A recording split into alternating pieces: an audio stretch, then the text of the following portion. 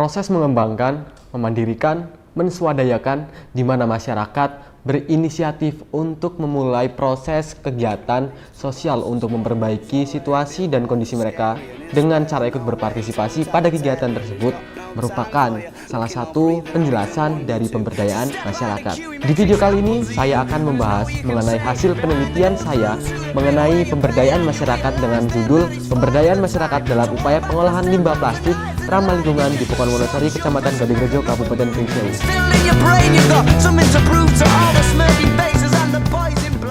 Penelitian ini merupakan salah satu tugas sosiologi kelas 12 saya yang terakhir dengan guru pembimbing Bapak Fahran Hadid, Sarjana Pendidikan. Saya mengambil penelitian pemberdayaan masyarakat ini berada di Desa Wonosari, tepatnya di limbah plastik atau pengolahan limbah plastik Amanda, Desa Wonosari, Kecamatan Gadingrejo, Pringsewu. Pengolahan limbah plastik ini sudah berdiri kurang lebih sejak tahun 2017 dengan hingga saat ini memiliki 9 karyawan atau masyarakat yang diberdayakan. Desa Wonosari sebagai bagian dari keragaman geografis dan sosial Indonesia menawarkan gambaran menarik dengan luas 154 hektar, letaknya strategis antara beberapa wilayah dengan populasi sekitar 3.166 orang pada tahun 2022. Desa Wonosari ini menandai keberagaman dengan 873 keluarga dengan aktivitas keagamaan dan perayaan budaya sebagai salah satu ikoniknya. Karang Taruna adalah salah satu kekuatan dinamis dalam menggerakkan kegiatan sosial dan juga pembangunan. Sejarah Desa Wonosari dimulai dari pemekaran pada 18 Februari tahun 2006. Desa ini adalah desa yang mengalami transformasi signifikan dari hutan belantara menjadi pekon definitif. Industri pengolahan limbah plastik menjadi salah satu sumber ekonomi baru. Dengan adanya 6 hingga 8 industri di wilayah timur dan barat, penelitian bertujuan untuk menggali pemberdayaan masyarakat dan juga tantangan yang dihadapi dalam pembangunan berkelanjutan. Dengan industri pengolahan limbah plastik, masyarakat memiliki peluang yang baru dalam ekonomi dan juga pengelolaan lingkungan. Ini juga meningkatkan keterampilan dan juga kepercayaan diri pada masyarakat dengan memahami peran industri pengolahan limbah plastik dan keberagaman mata pencarian di desa tersebut.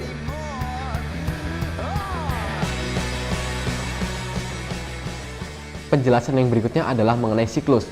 Siklus atau yang dapat disebut sebagai motif masyarakat dalam melakukan pemberdayaan merupakan salah satu aspek penting dalam penelitian saya kali ini. Saya mengajukan beberapa pertanyaan mengenai siklus ini kepada narasumber, apa yang nantinya akan menjadi gambaran mengenai kondisi dalam pemberdayaan tersebut. Penjelasan siklus yang pertama, yaitu keinginan untuk berubah.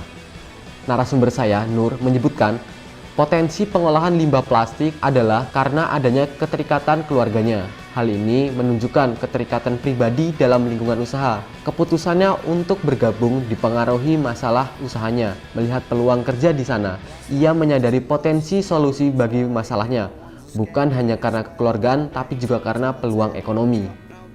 Dapat disimpulkan, pada siklus 1 tadi, narasumber menyebutkan kalau ketertarikan ia mengikuti pemberdayaan tersebut dipengaruhi oleh 2 faktor. Yang pertama yaitu adalah faktor kedekatan kekeluargaan, dan yang kedua adalah faktor peluang ekonomi. Selanjutnya adalah siklus kedua, yaitu melepaskan halangan-halangan. Nur sebagai narasumber mengungkapkan beberapa faktor penghambat selama proses pemberdayaan di pengelolaan limbah plastik Amanda Plastik. Salah satunya adalah lingkungan kerja yang tercemar limbah plastik, yang mengakibatkan masalah nyamuk, mengganggu kenyamanan dan kebersihan para pekerja. Meskipun demikian, Nur tidak menyebutkan tindakan spesifik yang diambil untuk mengatasi permasalahan tersebut. Selain itu juga kerumitan dalam memilah jenis-jenis dan warna plastik yang beragam juga menjadi salah satu hambatan dalam pemberdayaan menurut tenaga yang disebutkan oleh Nur. Lalu ada siklus yang ketiga, yaitu rasa memiliki bertambah. Nur sebagai narasumber menekankan pengalamannya dalam pemberdayaan di pengelolaan limbah plastik Amanda Plastik ini dan peningkatan potensi dirinya dari kebebasan yang diberikan. Meskipun dia merasa memiliki kebebasan dalam proses pemberdayaan, Nur menyadari adanya batasan aturan tak tertulis seperti jam kerja dan juga tugas yang ditetapkan. Awalnya, Nur hanya mengamati proses, namun seiring waktu dia terlibat aktif dalam pengelolaan limbah ini, menunjukkan pemahaman Nur tentang kebebasan pemberdayaan namun dengan batasan-batasan tertentu. Lalu yang selanjutnya adalah siklus keempat, yaitu mengembangkan peran dan juga tanggung jawab. Dalam siklus 4 ini, Nur sebagai masyarakat yang diberdayakan menjelaskan peran dan tanggung jawabnya dalam proses pengolahan limbah plastik di Amanda Plastik ini. Nur mengidentifikasi dirinya sebagai pemilah dan juga pemecah limbah plastik di pengelolaan limbah tersebut. Artinya Nur sebagai warga yang diberdayakan memahami konsep pembagian tugas dan tanggung jawab pada proses pemberdayaan tersebut. Lalu siklus yang kelima, yaitu pencapaian hasil dan target yang lebih baik.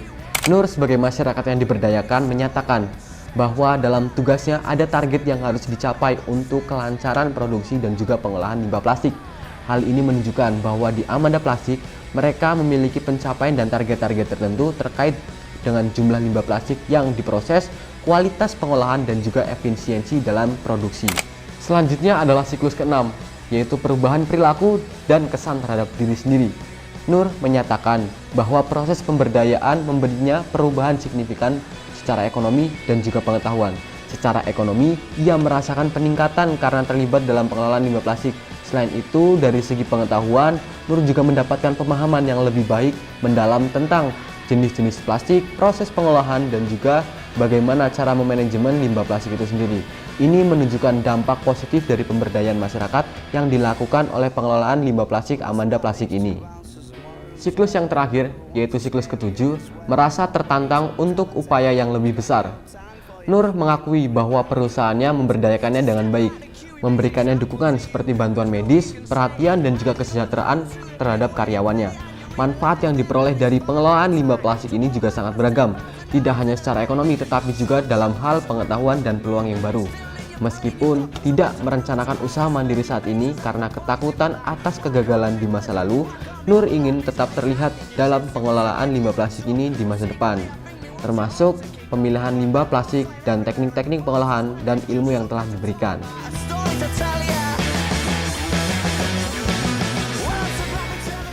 Selanjutnya adalah pembahasan strategi yang merupakan kelanjutan ataupun jawaban dari permasalahan-permasalahan dan pertanyaan pada siklus-siklus yang telah dijelaskan sebelumnya.